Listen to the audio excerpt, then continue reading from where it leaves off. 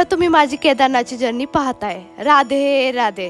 तर आपला आजचा प्रवास निघाला होता गंगोत्री धामाकडे. आणि एवढ्या पहाटे निघायचं कारण मी सगळ्या स्पार्टमध्ये तुम्हाला सांगितलं आहे. एक कारण म्हणजे अजिबात गर्दी लागत नाही आणि दुसरं कारण म्हणजे सुंदर निसर्ग तुम्हाला जाताना पाहायला भेटतो. त्यामुळे पहाटेच जात जा. त्यानंतर जाताना एक कॅन घेऊन जात जा आणि गेल्या गेल्या दर्शनाला थांबा, कारण लाईन खूप मोठ्या होऊन जातात. आणि सुंदर दर्शन घ्या आणि थोडा वेळ तिथं मंदिराबाहेर बसा.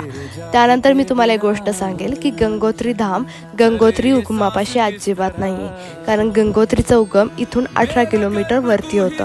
तिथे पण जाऊ शकता, पण तिथला प्रवास जास्त कठीण आहे. त्यामुळे इथं आल्यानंतर गंगोत्रीमध्ये स्नान करा आणि गंगोत्रीचं कॅनमध्ये पाणी घेऊन जा. राहिलेला सगळा पार्ट आणि केदारनाथची नेक्स्ट जर्नी आणि नेक्स्ट धाम मी तुम्हाला नेक्स्ट पार्टमध्ये सांगेन. त्यासाठी आत्ता सबस्क्राईब करा.